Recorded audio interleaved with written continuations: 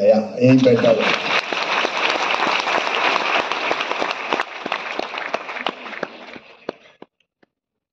लेकिन मैं बार बार जब यहाँ आता हूं तो एक संकोच से भर जाता हूं। आप मुझे दूर करने की कोशिश करते हैं। मुख्य अतिथि, मैं आपको मेहमान लगता हूं क्या? नहीं। अतिथि से तो थोड़ी दूरी बन जाती है। और जिसको आपके समान परम पूज्य गुरुदेव का आशीर्वाद मिला हो, वो परिवार के कार्यक्रम में मेहमान कैसे हो सकता है? मैं भी घर वाला हूं, इसी परिवार का सदस्य। और आज जो भी अच्छा कर पाया, सार्वजनिक रूप से सब जगह कहता हूं, अगर एक कार्यकर्ता के नाते कुछ अच्छा कर पाया तो परम पूज्य गुरुदेव जी की असीम कृपा के कारण, अपने इस परिवार के कारण।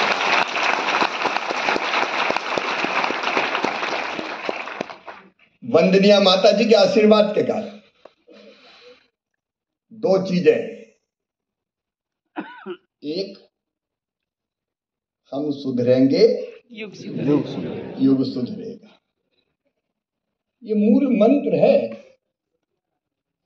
दो चीजें मैंने परम पूज्य गुरुदेव की रट रखी है और लगातार दिनों रात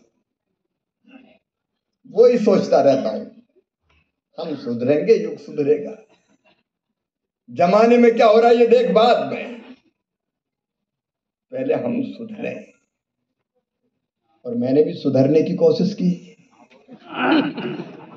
इसलिए अच्छा कर पा रहे हैं थोड़ा। सही। और दूसरे व्यक्ति जैसा सोचता और करता है वैसा बन जाता है। तो गुरुदेव जी ने जो सिखाया, परम पूज्य गुरुदेव ने वैसा सोचा किया तो उसी दिशा में बढ़ रहे हैं। ये सब बैठे लोग भी उसी दिशा में गढ़े जा रहे हैं। सचमुच में हम सौभाग्यशाली हैं, बिना सौभाग्य के नहीं होता। हमको परम पूज्य गुरुदेव, वंदनीय माता जी, और अब तो 100 साल होने वाले हैं, इस समय के हम साक्षी हैं। अखंड दीप प्रज्वलित होने के 100 वर्ष, और उसी दीप की लौ में हम देखते हैं कि परम पूज्य गुरुदेव हमारा मार्गदर्शन लगातार कर रहे हैं, लगातार।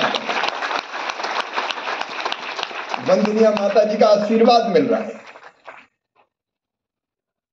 और 1981 के वो दिन जब परम पावन मां नर्मदा जी के तट पर, नर्मदा नगर में गायत्री मंदिर के उद्घाटन के अवसर पर परम पूज्य गुरुदेव पधारे थे। सवेरे सवेरे मैं भी रात में आ गया था। मैं पढ़ता था भोपाल में। गुरुदेव से दीक्षा लेनी थी, उत्कट इच्छा थी। सवेरे पहुंचे तो लाइन लंबी थी। मन ने कहा लग जा शिवराज तू भी लाइन में। धीरे धीरे पंक्ति आगे खिसक रही थी और जैसे ही मैं सामने पहुंचा, आंखों की चमक आज तक भूल नहीं पाया, हमेशा दिखाई देती है। उनकी उंगली उठी और माथे पर तिलक लगा। वो स्पर्श आज तक वैसा का वैसा है। हम सब सौभाग्यशाली है सचमुच में कि राष्ट्र के जागरण का जो महायज्ञ चल रहा है उसमें हम लोग अपनी आहुति दे पा रहे हैं।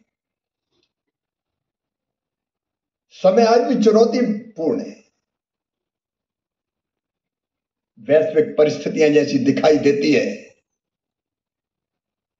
उसमें लगता है कि भारत को बहुत महत्वपूर्ण भूमिका निभानी है। पहले भी दुनिया को दिशा देने वाला भारत, हम कोई आज के राष्ट्र थोड़ी है। हजारों साल पुराना ज्ञात इतिहास हमारा।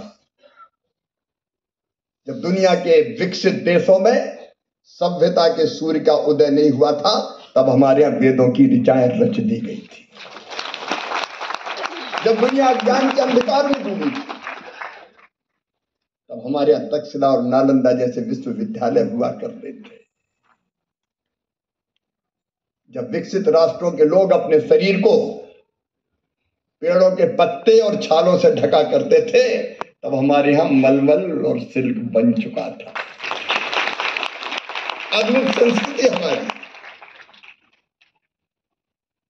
अभी चिन्मय जी बता रहे थे, एकम सद विप्रा बहुधा वदंती का संदेश देने वाला भारत। सत्य एक है, विद्वान अलग अलग तरीकों से कहते हैं। किसी भी रास्ते जाओ, पहुंचोगे अंततः परमपिता परमात्मा के पास। ये वो धरती है जिसने आज नहीं हजारों साल पहले संदेश दिया, आत्मवत सर्वभूतेषु। काय की जाति, काय की पाति, आपने बिल्कुल ठीक कहा। कौन पराया है? सब हमारे हैं।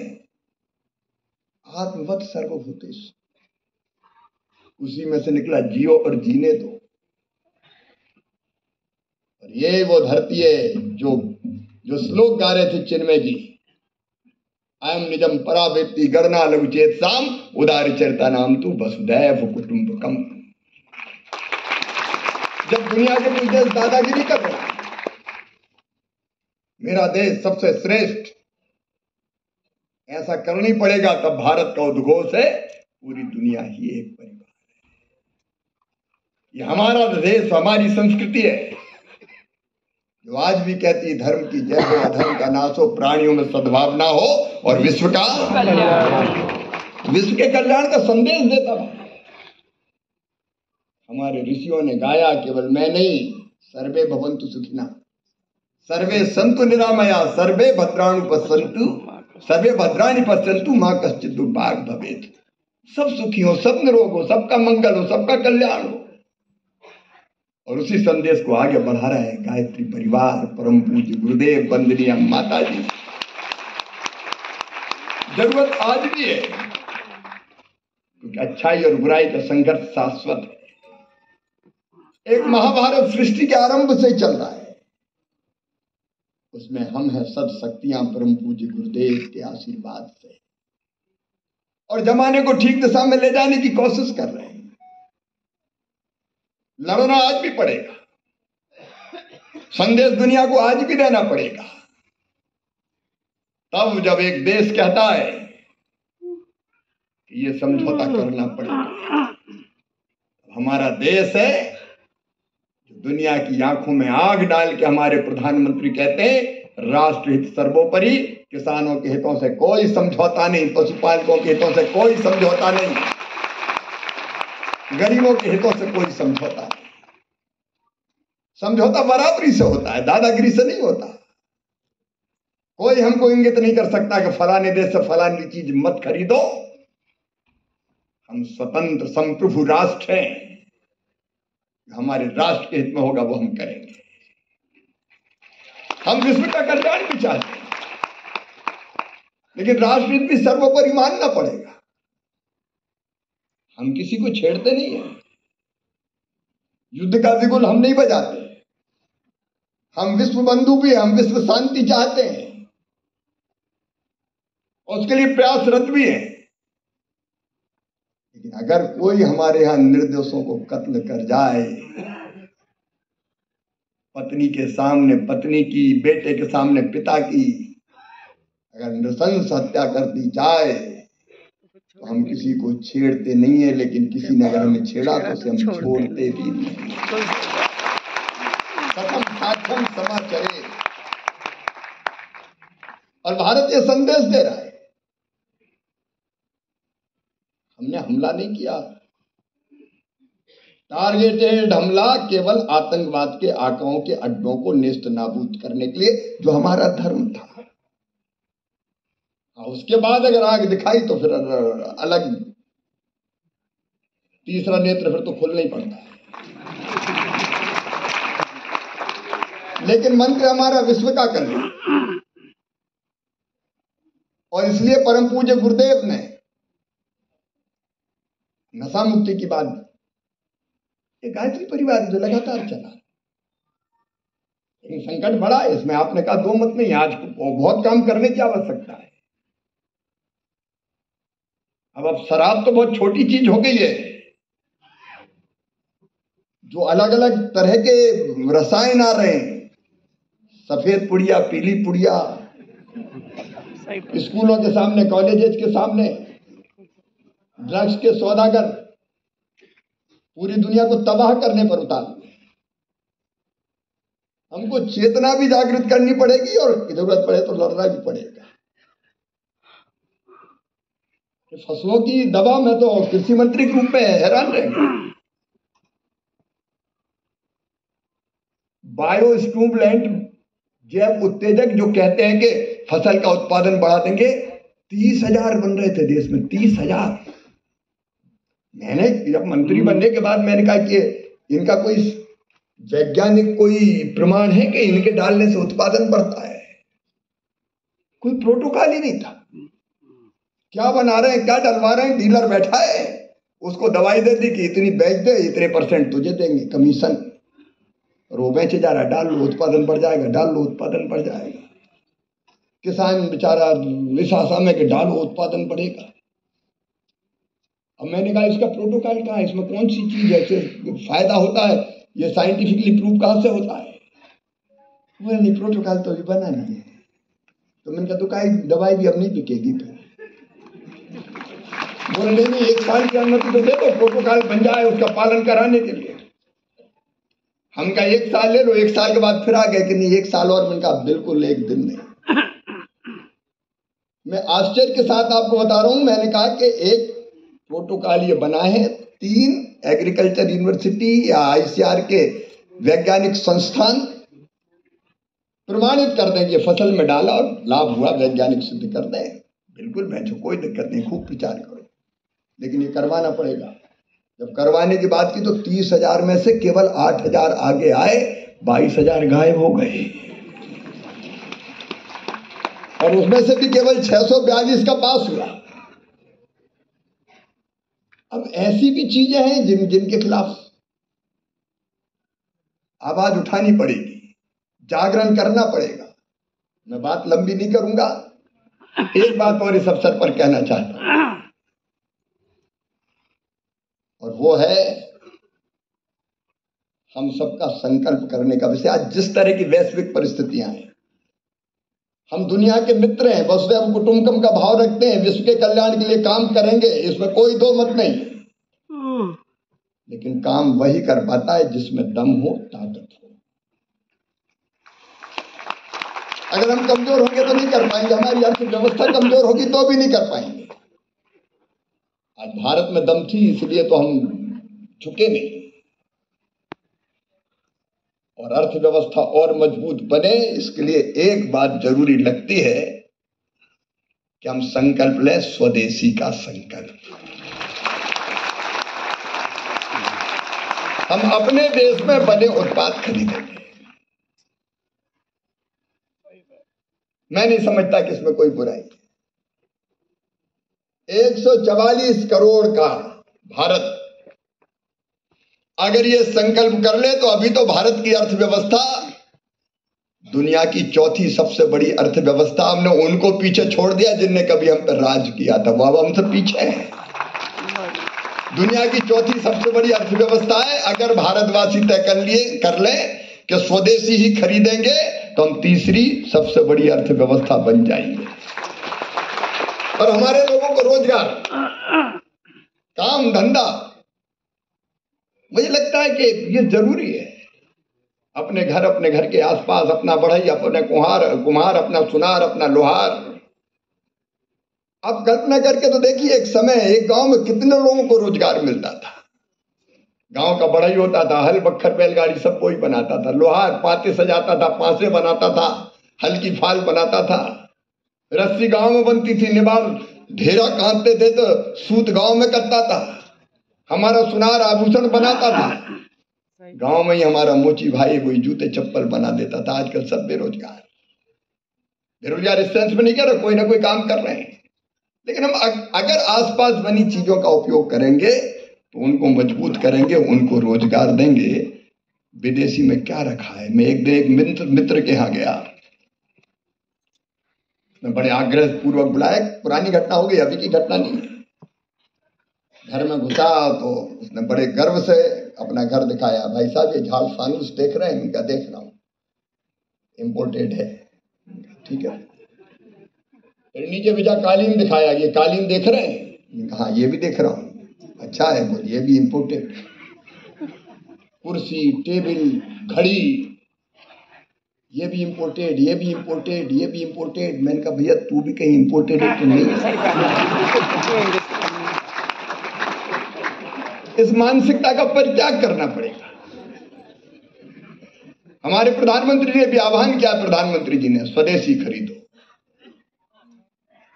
अभी गणेश जी की झांकी सजने वाली, हम क्या स्वदेशी की झांकी भी सजाओ, लोगों को संदेश। मैं वंदनीय माता जी के चरणों में बारंबार प्रणाम करता हूं। 100 बरस पूरे होंगे, ये अद्भुत समय आ रहा है। अखंड ज्योति 100 साल से जल रही है। परम पूज्य गुरुदेव तो हमारे हृदयों में विराजमान है, हमें प्रकाशित कर रहे हैं, दिशा दिखाने का काम कर रहे हैं। और ये परिवार ने जो कार्यक्रम बनाए, हम सब कार्यकर्ता के नाते, क्योंकि यही कार्य ईश्वरीय कार्य है। और गायत्री परिवार है, ऐसी संस्थाएं हैं, इसलिए ये देश भी टिका हुआ है और ये धरती भी टिकी हुई है। नहीं तो कहां जाते आप कल्पना करते? 16 करोड़ हमारे कार्यकर्ता स्वयंसेवक ये ना होते तो देश किस दिशा में जाता, दुनिया किस दिशा में जाती। इसलिए हम अच्छाइयों को बढ़ाते रहे, बुराइयों के नाश के लिए काम करते रहे। परम पूज्य गुरुदेव का आशीर्वाद हमें शक्ति देगा। स्वामी विवेकानंद ने कभी कहा था, तुम केवल 3.5 हाथ के हाड़ मांस के पुतले नहीं हो, ईश्वर के अंश हो, अमृत के पुत्र हो, अनंत शक्तियों के भंडार हो, अमर आनंद के भागी हो। दुनिया में कोई काम ऐसा नहीं कि जो तुम ना कर सको। निज को तू जान, जरा शक्ति पहचान, तेरी आत्मा में स्वयं भगवान है। और एक बात यहाँ खड़े होकर मैं ये कहने का साहस कर रहा हूं, परम पूज्य गुरुदेव के आशीर्वाद से, भौतिकता की अग्नि में दग्ध विश्व मानवता को शाश्वत शांति के पथ का दिग्दर्शन अगर कोई कराएगा तो वो भारत कराएगा, हमारी संस्कृति कराएगी। ये होगा, ये होना ही है। और हम इसके साधक बने, ये सौभाग्य हमारा है। सुदीर्घ रजनी समाप्त हुई, जान पड़ती है, महानिशा का अंत निकट है। जो अंधे वो देख नहीं सकते, जो बहरे वो सुन नहीं सकते, लेकिन स्पष्ट रूप से हम देख पा रहे हैं कि भारत माता एक बार फिर से अंगड़ाई लेकर खड़ी हो रही है और विश्व गुरु के पद पर अधिष्ठित हो रही है। ये होना है और इसके कार्यकर्ता बनने का सौभाग्य हमें मिला है। गजेंद्र सिंह जी आ गए, इसलिए मैं अपनी बात को समापन की तरफ ले जा रहा हूं। परम पूज्य गुरुदेव आपके चरणों में बारंबार प्रणाम, वंदनीय माता जी के चरणों में बारंबार प्रणाम। और चिन्मय जी, आपको देख के मन अलग आनंद और प्रेरणा से भर जाता है। हम सही राह पर चलते रहें, अपने जीवन को भी सफल सार्थक बनाएं और विश्व के कल्याण के लिए भी काम करें, अपने राष्ट्र को मजबूत करते हुए। और जैसा मुझे आदेश दिया गया है संकल्प कराने का,